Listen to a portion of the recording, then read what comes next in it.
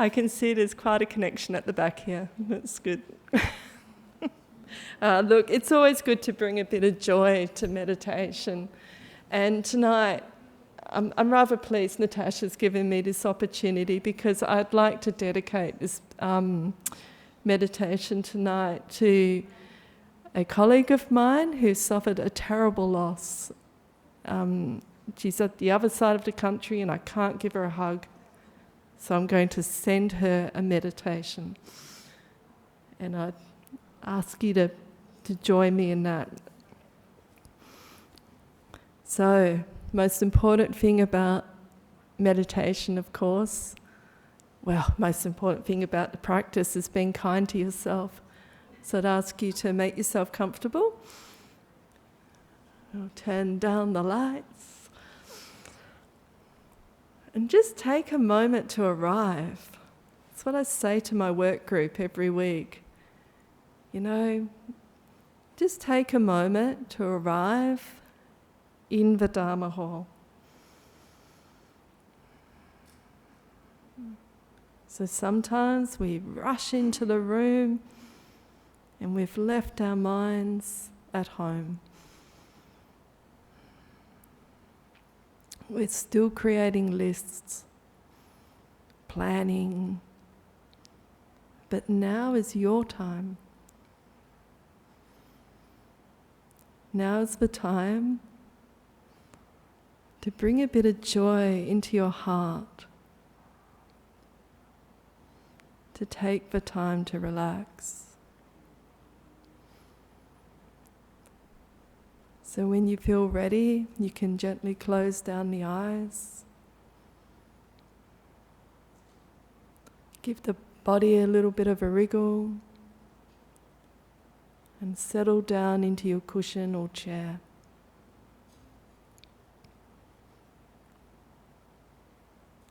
Maybe just give your toes a bit of a wriggle, fingers.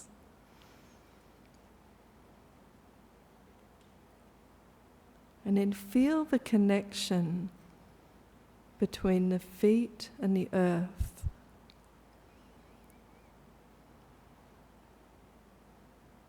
Feel the connection your body makes with the ground below.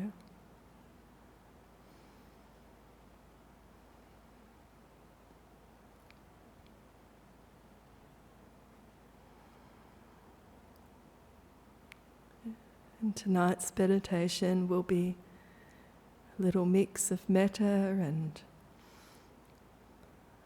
satipatthanas.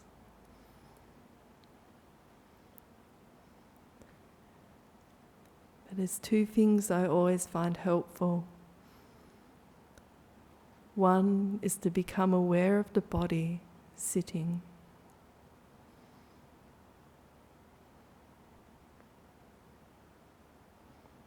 The mind, the thoughts in our mind can be a bit like the wind. The wind that rustles the leaves in the tree,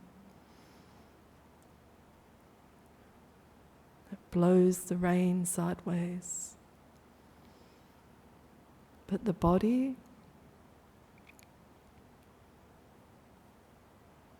you can feel.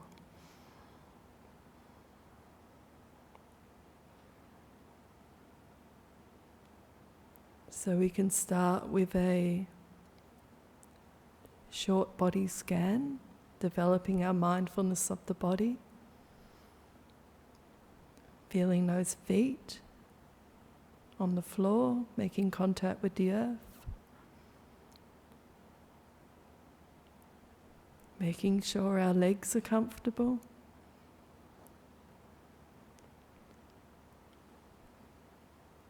Being kind to those knees, being kind to those hips. We often hold a lot of emotion in our hips.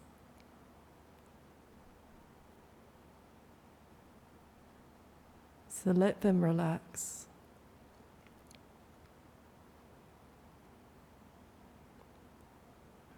Feeling the spine, maybe just giving the back a little stretch, moving forwards, back.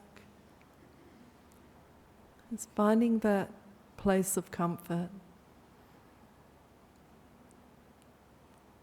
Moving up to the shoulders, it's giving them a little roll.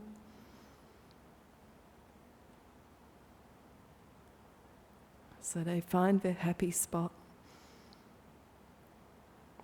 Letting the arms relax. So you might put your hands in your lap.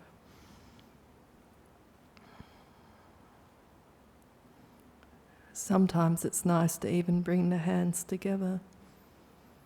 Let's feel the warmth between the palms.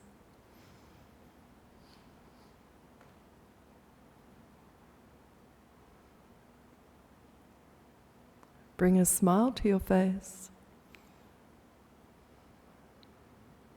Now's your time.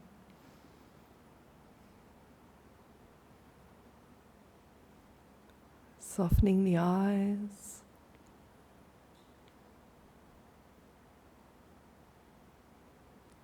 The spot between the eyebrows.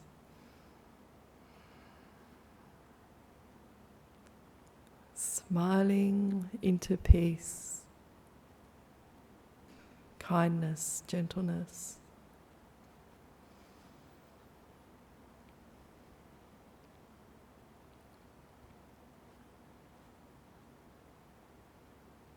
And once the body is comfortable,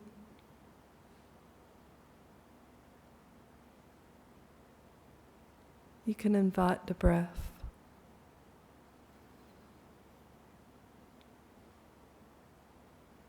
Invite the in-breath as though it is the first breath of the day. As fresh as the rain that nourishes the earth.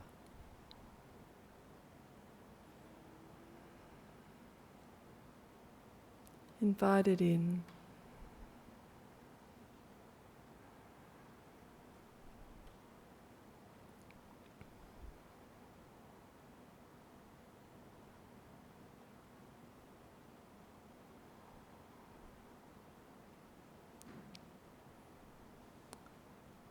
And you might even want to set a little intention for your practice.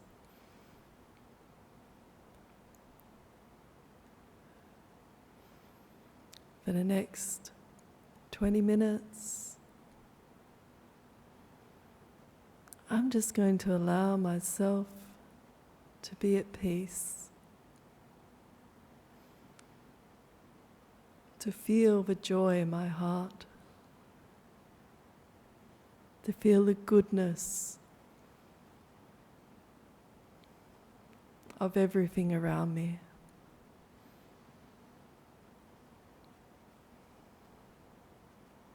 All these beautiful people in this Dhamma hall.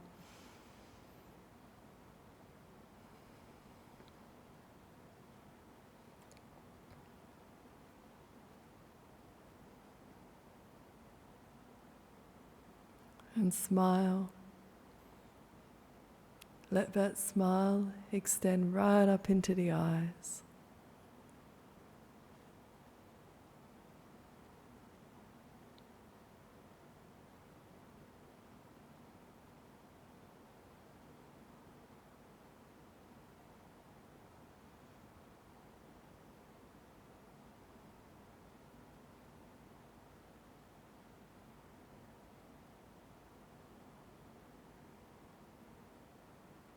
And having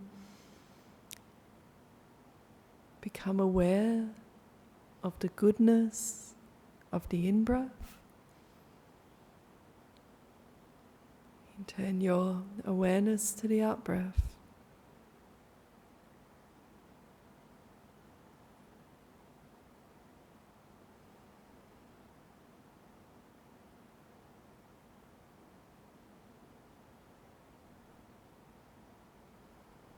Noticing its calmness.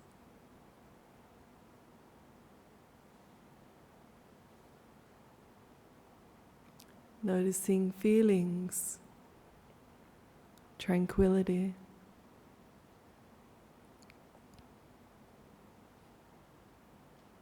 Of peace.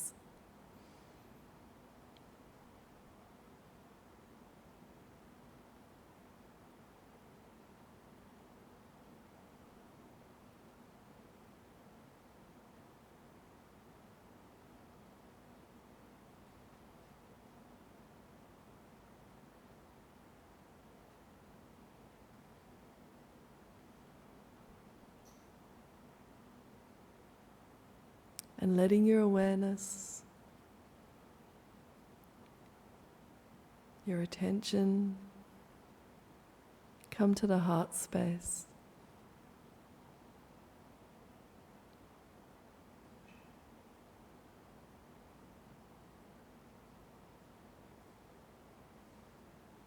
And as Ajahn Brahm always says, may the doors of my heart be open.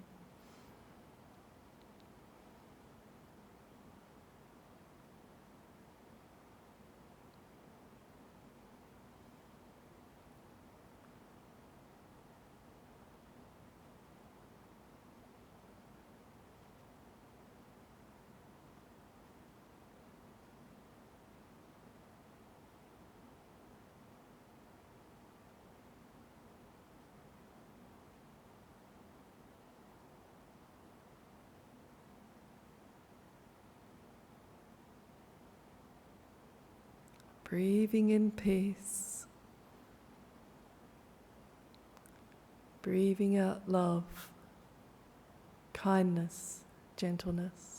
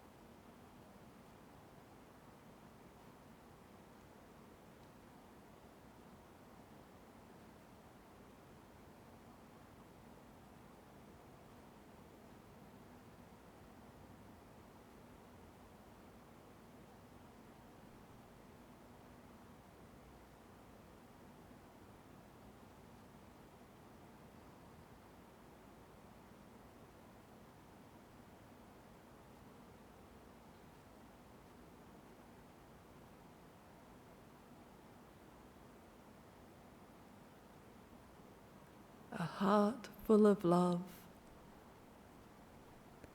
skies full of prayers.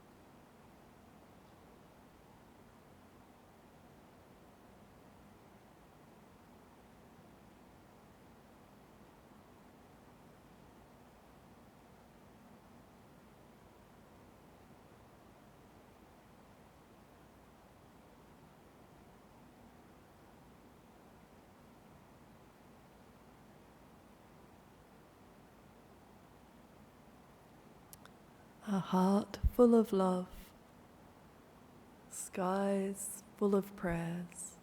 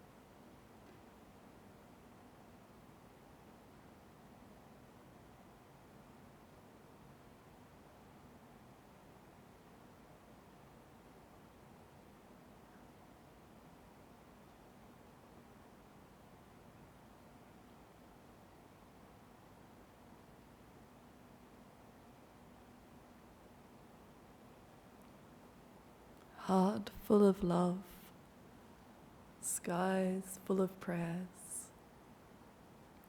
May you be happy, may you be peaceful, may you be at ease.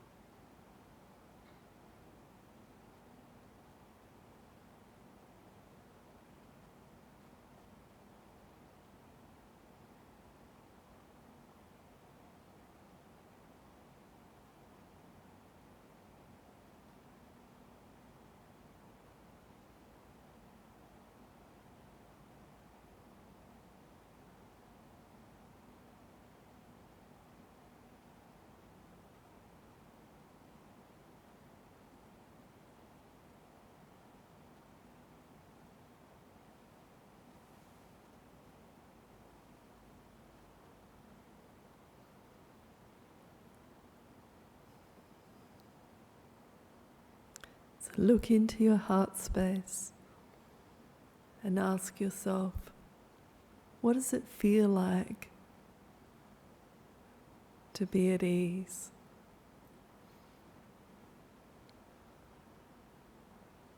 What does it feel like to be at peace?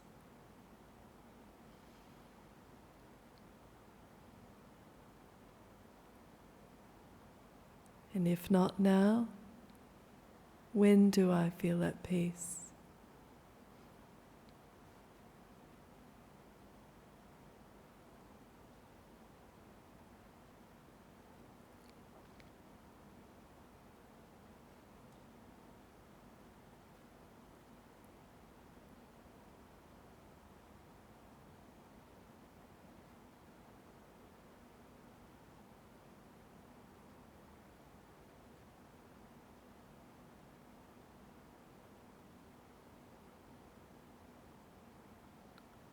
I invite you to bring your hands to your heart.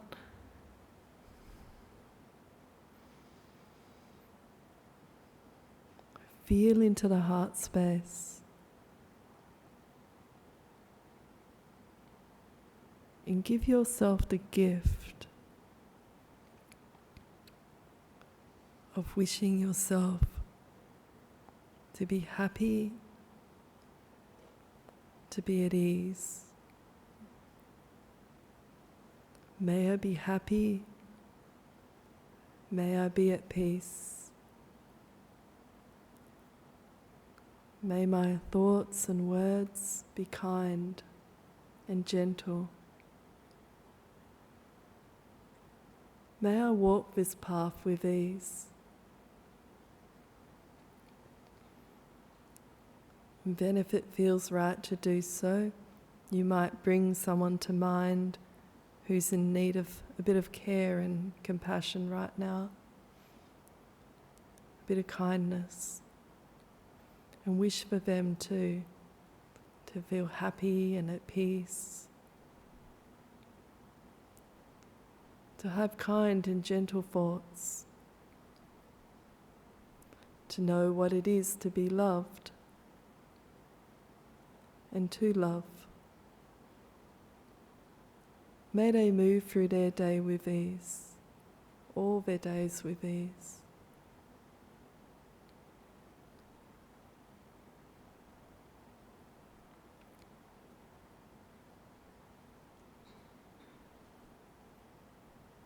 And holding that sense of metta, that friendliness in your heart,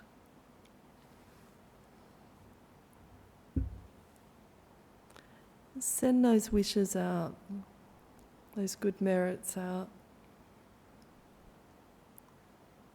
to all who may be suffering and in need of kindness. As I begin to sound the bell.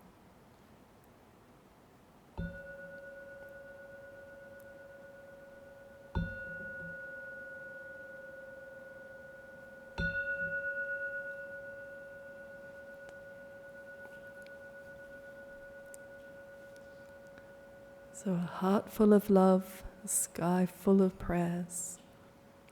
And gently opening the eyes,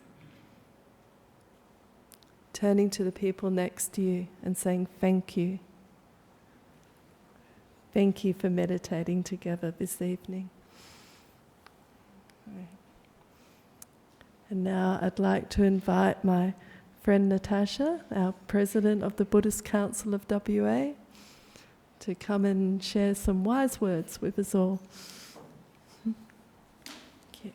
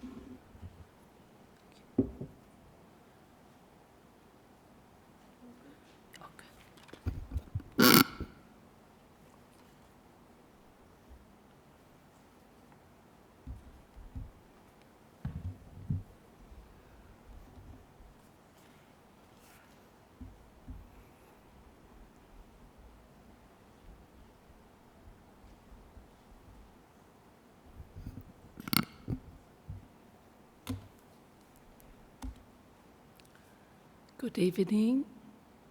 Can everyone hear me? Yes.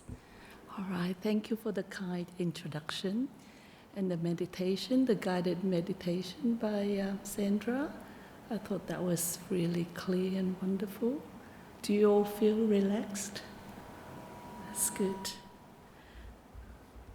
It is an honor for me to be here today to share some of the words of wisdoms that I have learned, especially in recent days that I found this book with a title called Endless Knot. It is written by the Grand Master Xing Yun, a Chinese Buddhist monastic, lived in Taiwan. He passed away last year.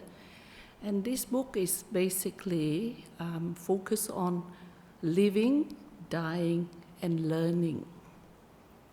So there's 3 main chapters in this book, but what really catch my attention is the very last chapters, which is on learning. Do we all learn since we were born? Do we still learning? So tonight, I'd like to share with you some of the words of wisdom by Grandmaster on learning.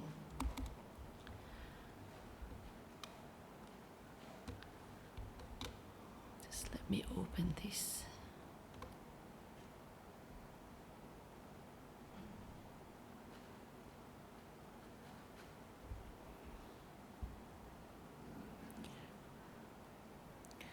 I think learning how to live is a lifelong knowledge. Many of us have been living in this space, in this world for many decades.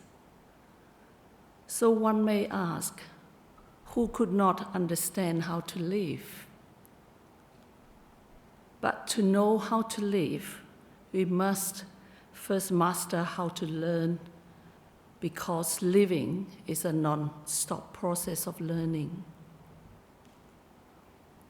We often come across with many loved ones, like our children, our partners, our friends, and our colleagues, who has achieved life qualifications from university, from colleges, even obtained high degree in many specialized fields, in PhDs. However, is that enough to ensure that the person has a fulfilled and happiness in their life? Is it time for them? Actually, I think it is time for them to learn how to live, even though they have a lot of knowledge from the university or from the school where they have learned to obtain their basic knowledge. It is actually not easy to live a wholesome life. Many people like us talk about challenges in life, the difficulties of getting along with others, and the obstacles to maintain a moral course of life. It is precisely because of that, of those difficulties, that we must work equally hard in learning how to live a truly good life. Please allow me to share with you some wise advice from the late Grandmaster Xing Yun, the founder of the Fo Guangshan Temple, as follows. The first is how to learn to admit our faults. Human beings are not perfect saints. We all make mistakes. Being able to correct our mistakes is a virtue. This ability to amend our actions is what allows us to make further progress in life. Let me share with you this story about 2 families. The husband in the first family would always argue with his family members. while the second family was very harmonious. One day, the husband in the quarrelsome family asked the husband of the harmonious family what his secret was. "Why don't you fight in your family?" he asked. The husband in the harmonious family replied, "The reason you fight in your family is that both of you think you are right and you are the good guy. On the contrary, in my family, each of us thinks we are the bad guy. That's why we don't fight." The quarrelsome husband was utterly confused. "That doesn't make any sense," he said. "Why is it that good guys fight with one another, while the bad guys live in peace?"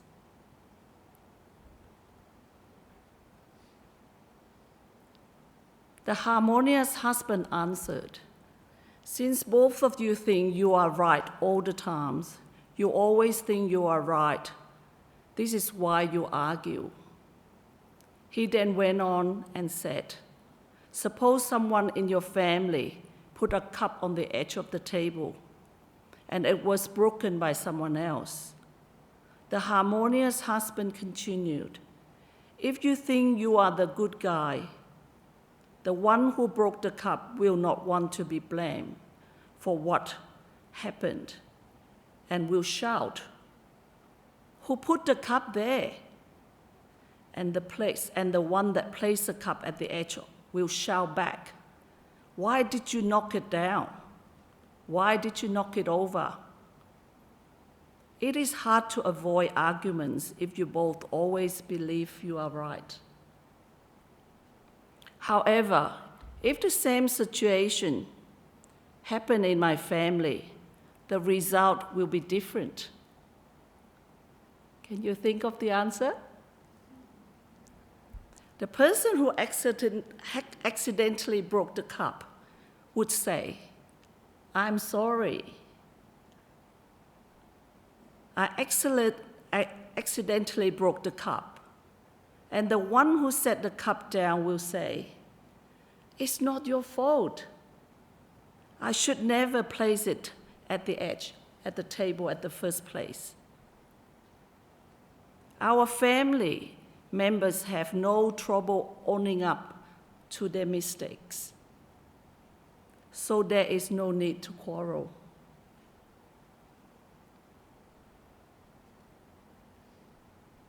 Consider the 5 precepts in Buddhism. No killing, no lying, no intoxicant, no sexual misconduct, and no stealing. With these precepts, even as Buddhists ourselves, it is hard to observe all these precepts all the time, and we cannot be perfect right from the start. We are all on our path to practice to be wiser as a Buddhist. So it is a personal ethical practice, so that we have to remember never beat ourselves for mistakes. Just sincerely admit your faults and commit to improving. While we can all apologize for our wrongdoing, it is not easy to apologize for the faults that arise due to wrong views. So we're talking about action and views. Wrong views are those that fundamentally oppose Buddhist practices, and as such can lead us to do serious harm. Let's take an example here. People who uphold the precepts always remain vigilant against violations of the precepts. As I mentioned earlier, do you remember what are the precepts? The 5 basic precepts. If someone who upholds the precepts kills a mouse, he would instantly think, "This is wrong. I killed a mouse. In the same situation, another person killed the mouse would say, nice kill. I killed the mouse today, and I hit it right on. The difference lies in the attitude. One who upholds the precepts would admit the mistakes, while others may not.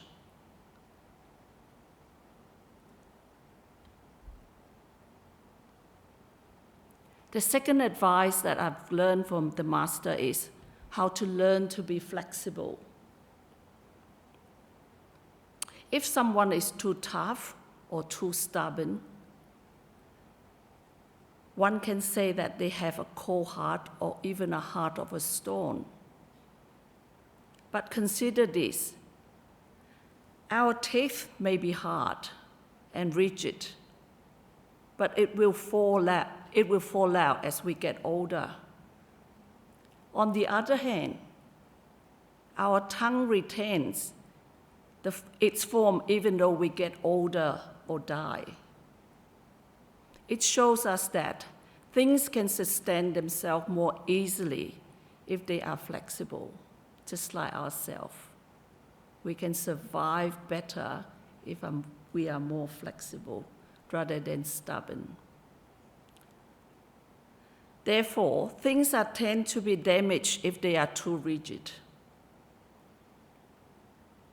Can you think of anything in a human life that, from a stubborn person? What happened to a stubborn person versus a flexible person? Is it happier? Do you think a stubborn person is happier or more at peace? Just like in a natural disasters such as typhoons, brick houses tend to collapse easily while cottages remain intact. It is because it is softer. It makes us realize that flexibility actually could help us to survive in this world, in the turbulence of life. Truly, the greatest progress you can make in your cultivation is the softening of your heart. And I think meditation will help us in this space. Through meditation, you will learn how to be mindful. You'll learn how to open your heart. You'll learn how to cultivate love and kindness. And gradually, you'll have a softer, kinder heart that can withstand a lot of challenges in life better. The next thing to learn is to be patient. Are you all patient? Are you patient when you're stuck in the traffic on a Friday night or on a Monday morning? We'll get very agitated and angry. Does it help to solve the traffic problems? So in Buddhism, we talk about the type of patience that is different from ordinary patience. There are three kinds of patience in Buddhist practice.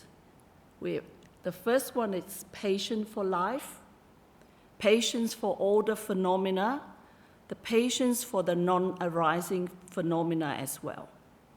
Just like when the season comes and seasons go, death and birth, when we are full and when we are hungry, and so on. When we are hungry, will you be patient to sit and wait for your meal?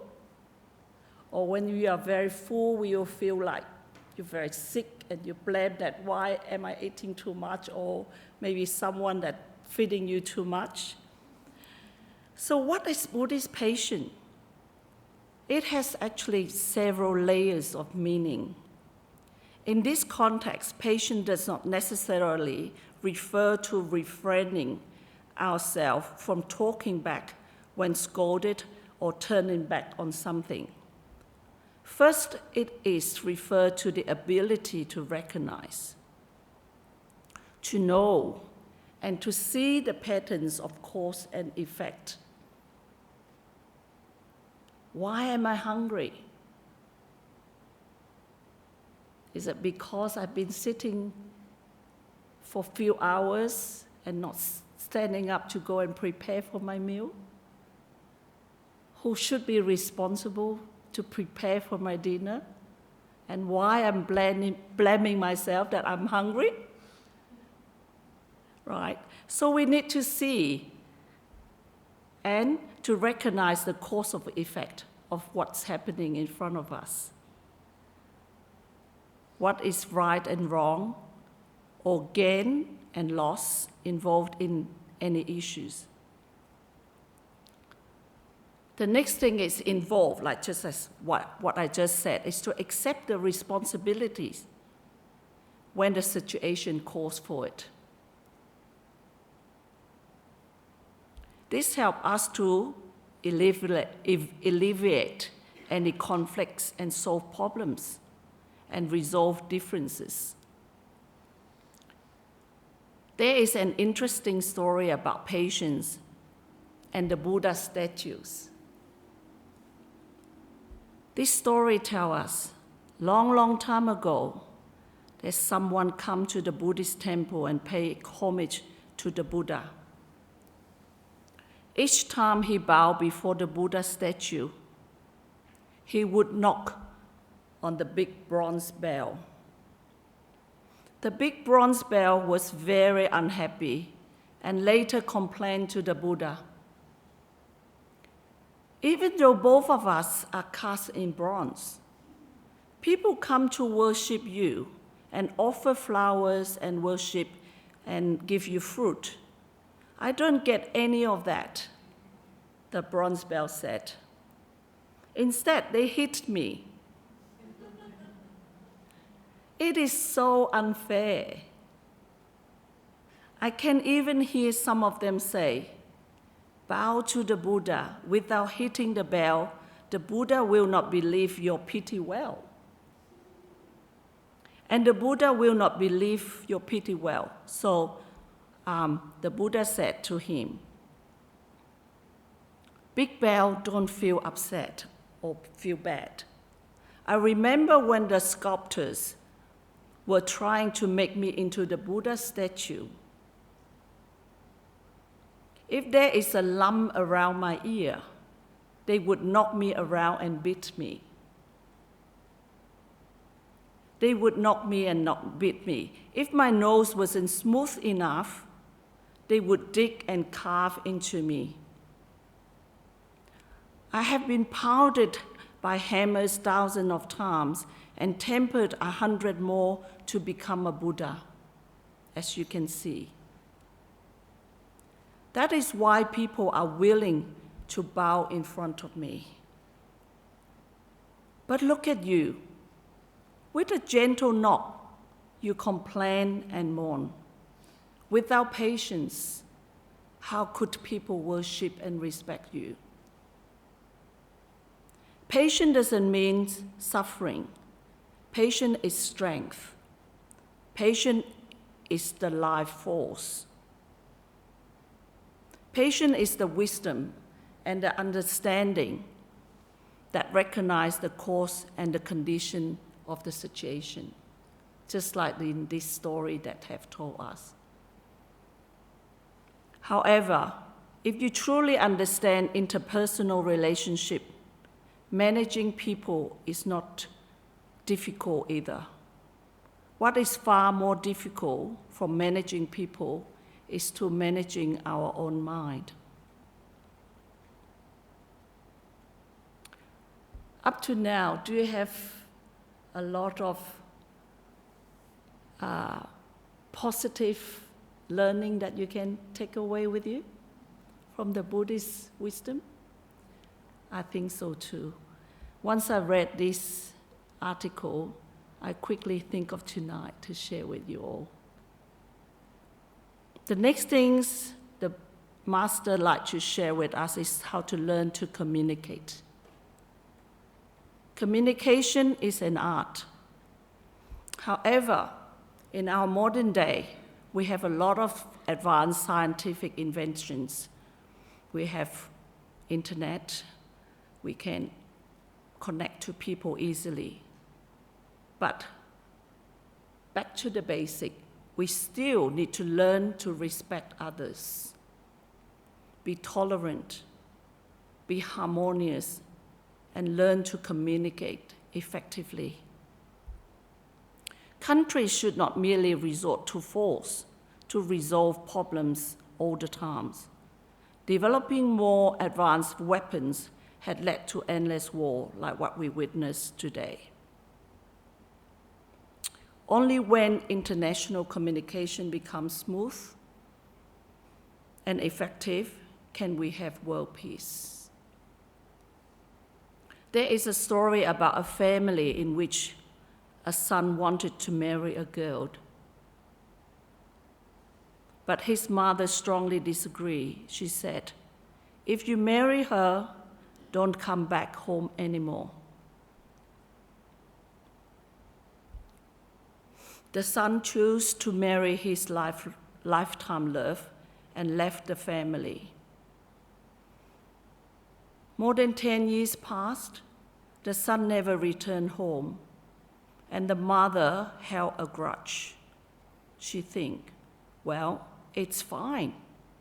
If you never return, I don't even care whether you or not, whether or not you are dead or wherever you are. After some time, a friend finally persuaded her, the elderly mother, "You can't carry on like this. Even the Berlin Wall came down. After over 10 years, you must tear down your wall, the heart of your wall. You must let them come back." The mother broke down upon hearing the friend's advice and saw the truth of those words. She actually has suffered for the 10 years just because of that, because of her decision. She finally opened up her heart, just like Ajahn Brahm always reminds us to open up your heart for the goodness to reach us. Finally, she opened her heart to accept her son and her daughter-in-law to come back to her family. Here we can see that for any reconciliation to take place, one party always begins with a concession. One person needs to prepare to give in. Our words have also the power to anger people or to bring them joy. That's why Buddhism always reminds us to avoid harmful words. Again, it's back to the mindfulness training, the mindfulness practice that you will be here every Friday, learning through meditation, so that we'll know what words come out from our mouth before we actually deliver the words. And that is only meditation can help us to control, to gain the clarity of what's in our mind and in our thought before our action. Lastly, I would like to say that when we come across with criticism in life, what do? What sort of reaction that we normally respond when we get criticism, especially like someone say some really harsh words to us, even though you've done something good to them? Our master has reminded us we should say good words, good things about them, even though they criticize us. Can we all practice that? Yes, we can. I remember many years ago, I was the president of the Buddhist organization. Members tend to have very high expectation of what I do for the organization. I do get a lot of criticism. I remember one of the elder or ex-president advised me to do, Natasha, what you can do when you receive this type of criticism, you pray. You pray, you transfer the merits to those that criticize you. At first I thought, wow, I never thought of doing that. But I thank that person for that lesson. And now I find it easier to transfer or have good thoughts for people who say bad words about me. And I can rise beyond that. And I think if we can all wish for the best for other people, even though they are not kind to us or they haven't learned how to be kind to us, we should develop that compassion, that loving kindness, that understanding that they are still learning, and we say good things about them. They might be tired that day. They might don't understand the full situation. I will forgive them. And I think in this article, it also say that all the good things you do, it will come back to you, and the gaps between yourself and that person will come to sort of like, will close up the gaps and will heal the relationship. So I think I have learned a lot from this article. I hope you can as well. The next one I'd like to share with you is how to learn to let go. Is this something new to you? Learn to let go is also a big topic as a Buddhist practitioner. Because in a lot of our lives, since we were born, we learn how to obtain or build or establish something, knowledge, material things, buy a car, buy a house, marriage. We have more and more possession as we get older and older. And it's very hard for us to let go. And that is the cause of suffering. Correct? So letting go doesn't mean losing something in Buddhist view. Letting go allows us to be free. We should pick things up when it is time to pick them up and let things go when it's time to let things go. I let you go home and think about this area, okay? Everyone have different situation. But let's consider a suitcase. Much of the time it lies on the ground or sit in a cupboard. We only pick them up when we are about to travel. It is not necessary to hold on a suitcase in your hands all the time. If you do, would it become excessive things and become a burden in your life? Same thing. When you think of this example, a suitcase, just like any other things, you need to know when to pick them up, when to let them go. So a suitcase is a very typical example. Just like we have a child, we always attach, always want to have control over our children, what they do, everything, you name it, right? And we keep telling them this and that, this and that. Even though we love them, but do we need to do so? Do we need to hold on to our children every single moment? Once a man came to the Buddha bringing 2 pots of flowers and fruits for offerings, 2 pots. When a man stepped into the Buddha quarters, he felt very proud that he is a sincere Buddhist. The Buddha said to him, "Put it down." The man set one of the pots of flowers down. The Buddha said again, "Put it down." The man set down the second pot of flowers. The Buddha said for the third time, "Put it down." Why do you think the Buddha tell him to put it down for the third time?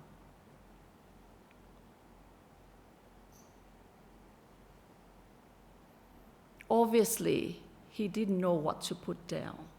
He asked the Buddha, "You asked me to put down the pots of flowers, and I have done so. What else do I have to put down?" he asked.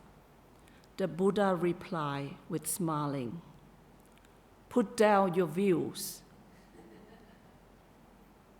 Put down your attachments, and put down your suspicions."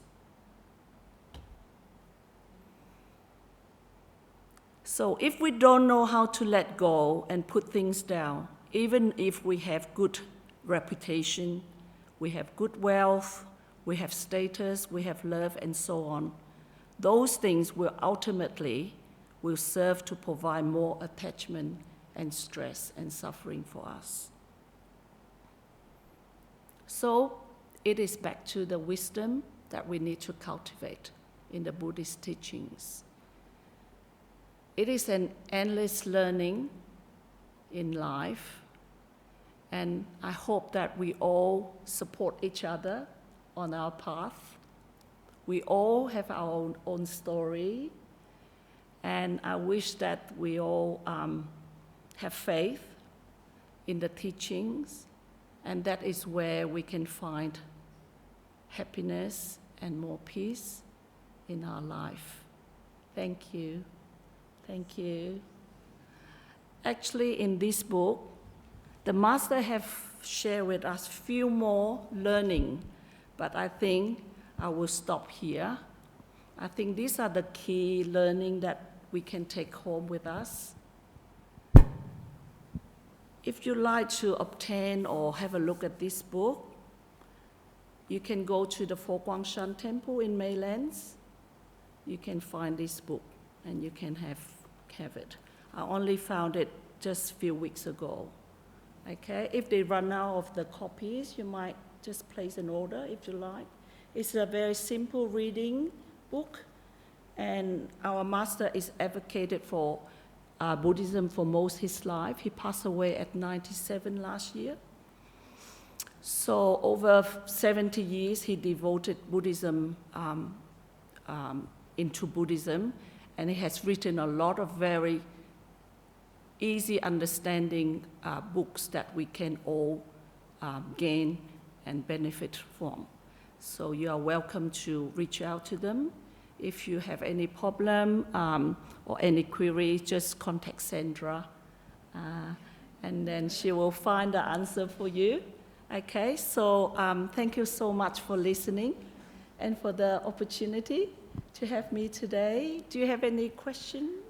Yes, I just wanted to thank you, Natasha, for a beautiful and insightful talk that you shared with all of us today. Thank you. Usually at the end of every talk, we do a questions and answers session. So I'm going to be running the microphone around to anybody that has any questions for Natasha. So just pop up your hand and I'll come around and then you can ask your question. So do we have any questions tonight?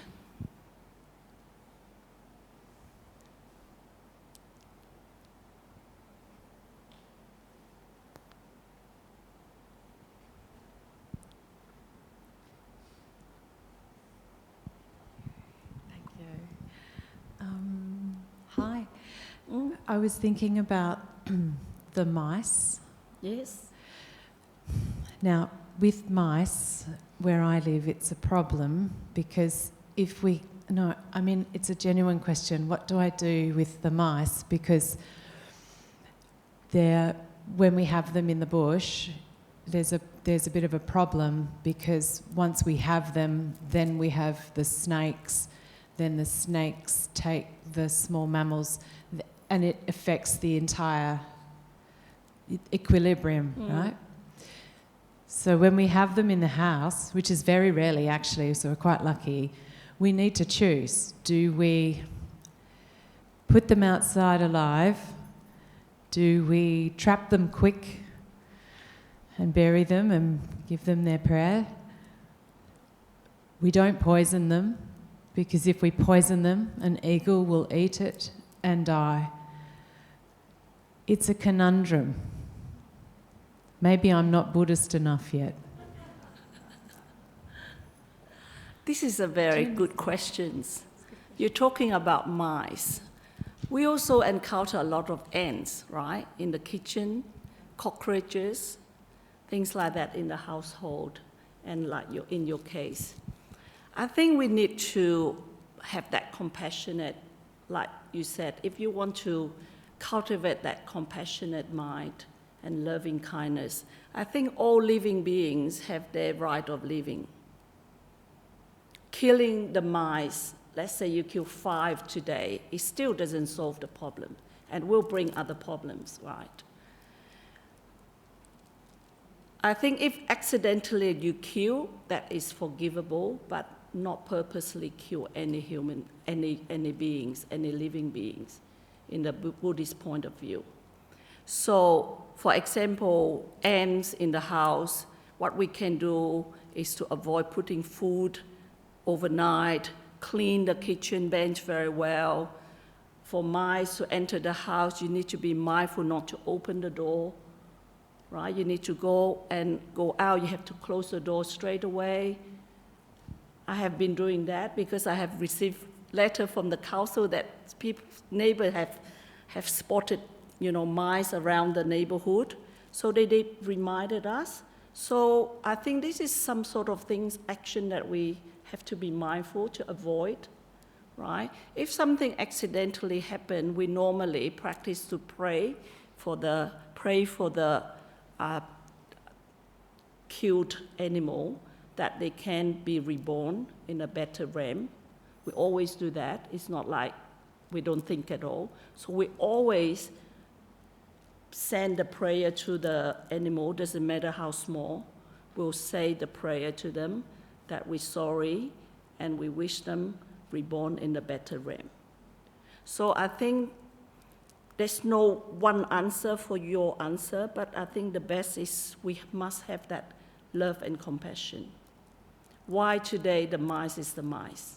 We need to open our mind that all animals, they also have cause and effect. They come to this world today as a cat or a dog or a mice. They have their past life, right? So if we kill a mice, we create the karma between us and the mice. That's how we understand in the Buddhist Buddhist context. So we will try to avoid all of that. Yeah. Does that answer your question? Yeah, thank you. Any more questions?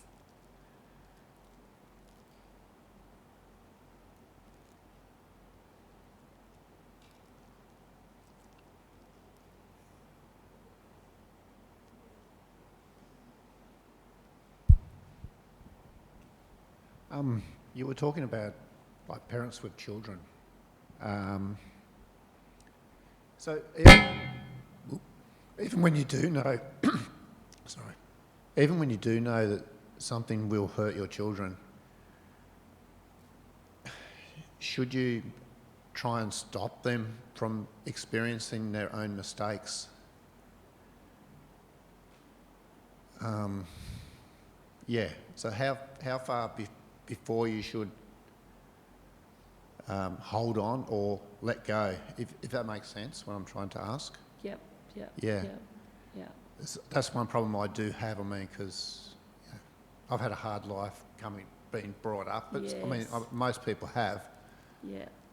And when you can see something's happening to your children, do you let them experience that heartache so that they can grow up themselves, or do you try and stop it from happening? I think education is very important. We need to pave a very good sort of foundation for our children at all times, right? And you can see, you can understand each individual people in your life. All your children might not be the same, right? They're all different. So let's focus on the person and on the children, number one, number two. You can see that how much that your children listen to you and how much you have tried to help them. Let's put it that way, to help them, not to really like telling them what to do, how much you want to help them to avoid difficulties or avoid dangers or avoid meeting bad people in their life. You can repeatedly say so, but like you said, to when? Yes. I think that is really our own call, that if we see that the person is so stubborn, we talk about stubborn and harsh, right? Stubborn and not listening to any good advice coming from the love of the Father, that's when we should let go. Because it's just like compassion. You can't have compassion for someone that do not see your compassion again and again and again, right? So the more compassion you give to someone that do not appreciate and do the opposite to you all the time, that is not wisdom. So compassion and wisdom have to go hand in hand. And wisdom is further higher than compassion. So once you have compassion, you need to have wisdom to use your compassion. You need to have wisdom to use your loving kindness. So your wisdom is when you actually see things clearly. The wisdom is when you know that is the right time. That is when you pull back. That is when you let go. That is when you only look and observe and see what's going to happen next. So I think that's why it's so interesting to cultivate the Buddhist path, is to find our wisdom. We might find our wisdom in certain things, but not in everything. So it's an ongoing virtue that we will develop ourselves. And we can learn from people around us, all the good people. We call that, it's important that we are in the environment with all the good practitioners, that we can uplift one another. Thank you. It's hard to be parents. I have children as well, and it's letting go, it's actually freeing yourself. And once you let go, actually, your children will learn to step up more. Yes, they know that, oh, I haven't heard my dad or my mom say this to me all this time. I think they trust me now, so they take up more responsibility for themselves. And that's when you can only see when you start to let go of them. Yeah, that's what I've learned.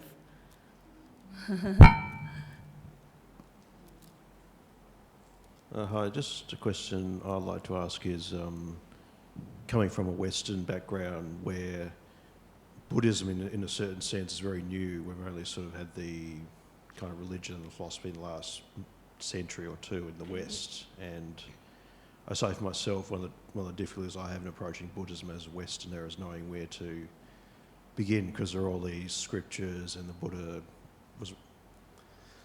he grew up in India, and he obviously a lot of his views and philosophies, they come from his background like the Buddhist cosmology, so they don't really make sense unless you know a bit about Eastern philosophy and the philosophy of India and things like that. But I'm just wondering what advice you might have for us Westerners who want to do things like meditation.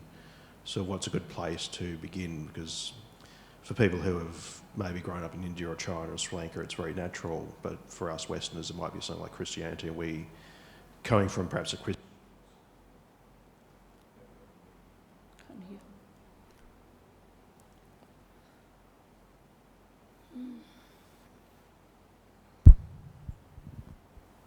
Sorry, a lot of us Westerners come from a Christian background or a secular atheist background, and we coming to Buddhism, it seems.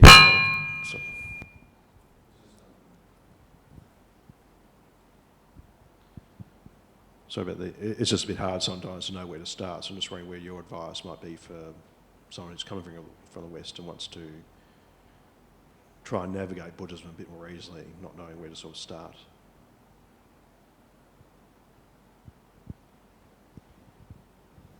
I suppose Buddhism actually is more than a religion. It is actually a way of life that the Buddha disclosed when he was enlightened, that he realized the truth of the universe. Actually, he was a human, and he cultivated for 6-7 years to become enlightened as a Buddha. So his truth is about the universe. So it's no limit to any different faith to actually look into it. Even now, science has actually have some finding that what the Buddhas disclose is actually is what the universal truth. So I suppose with any faith outside the Buddhist faith or practice, if you have an open mind, you can actually discover what is benefit for you, that you can benefit from the Buddhist teachings without going into the ceremonial part of the Buddhist practice. The Buddhist teaching is actually universal. So anyone can reach out to it, and anyone can practice it. It gives you the way of life to find peace, and the way of life to have a better life here and into the future.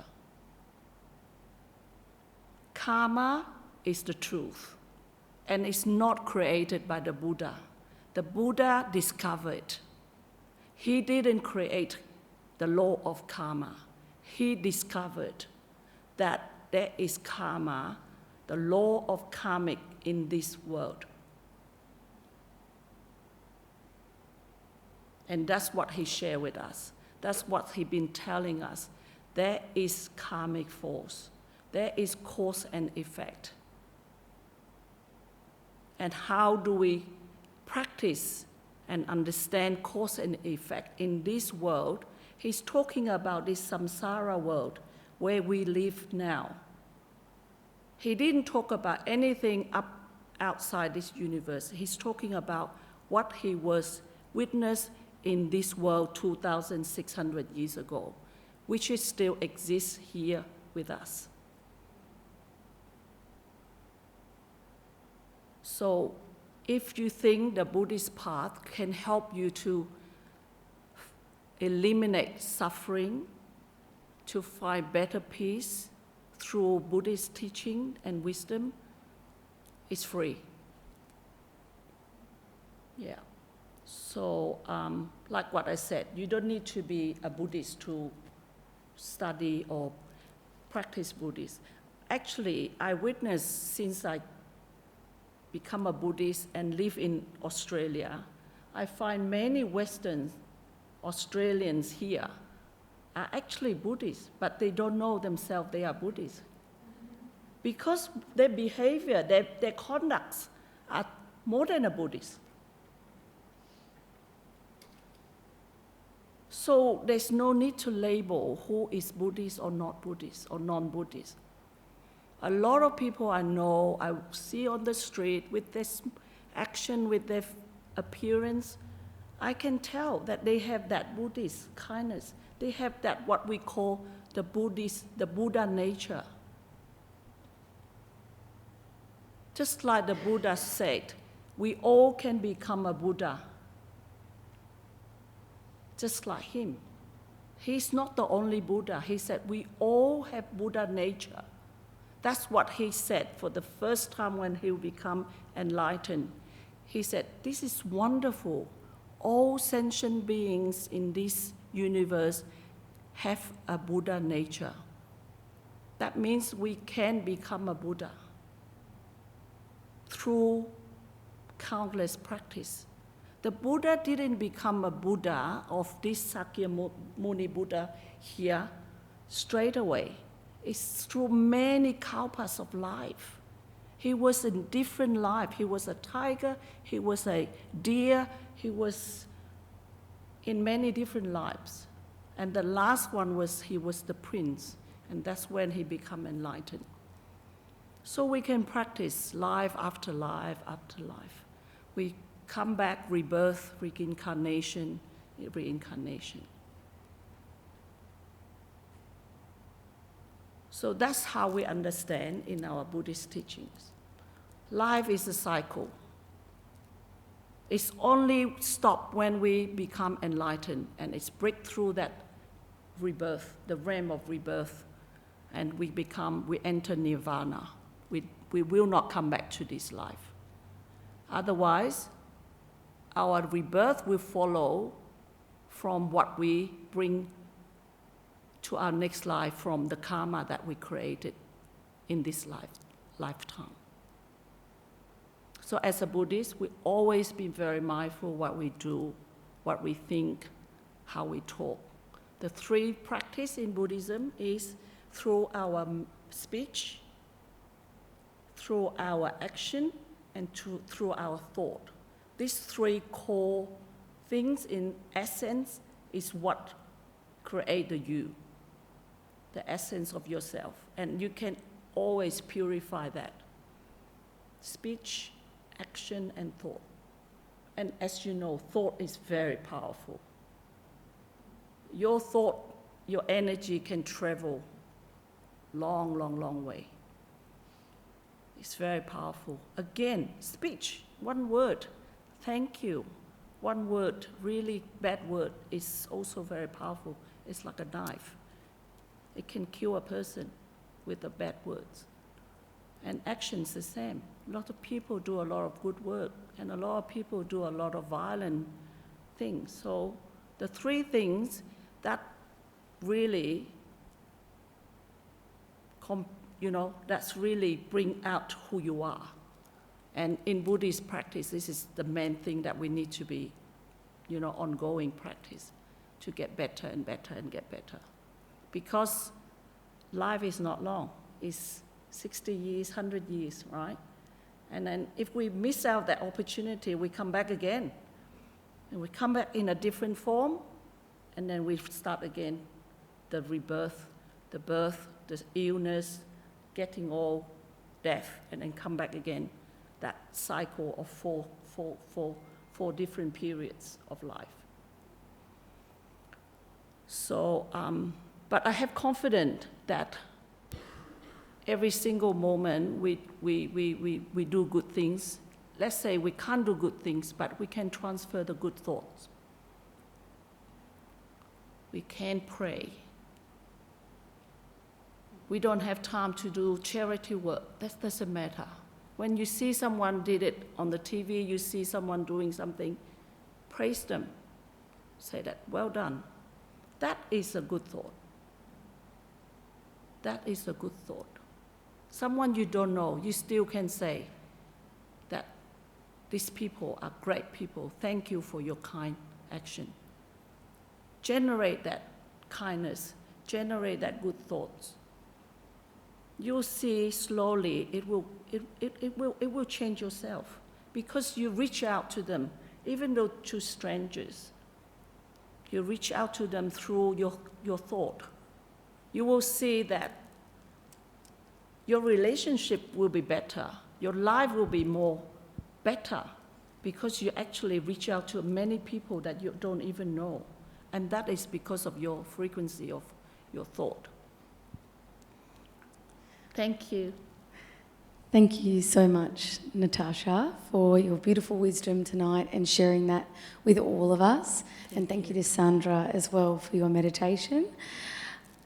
Natasha, would you like to do a closing chant for everyone here tonight.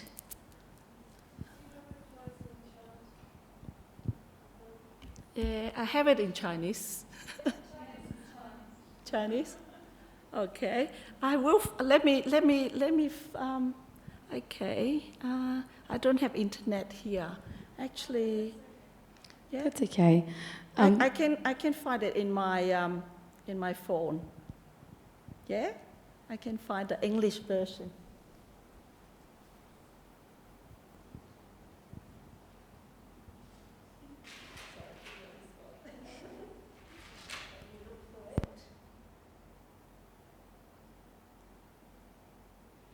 Okay, this 4 verse is what we normally do before and after an event, or before we have a meal. We normally recite this 4 verse.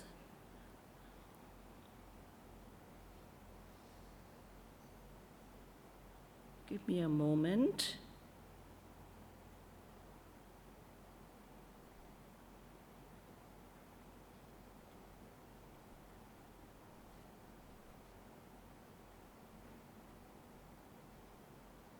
Okay.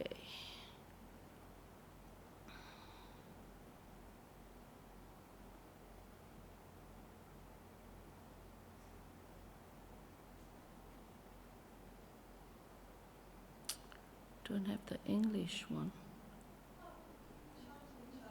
Chinese? Okay. All right.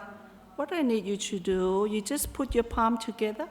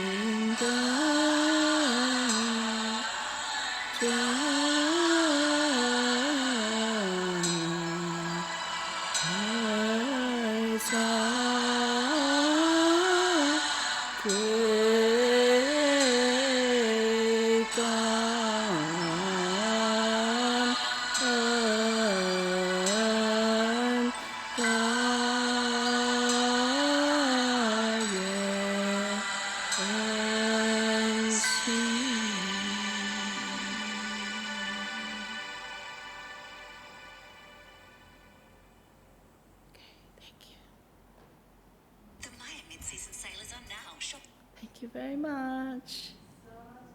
Sadhu, sadhu. Thank you.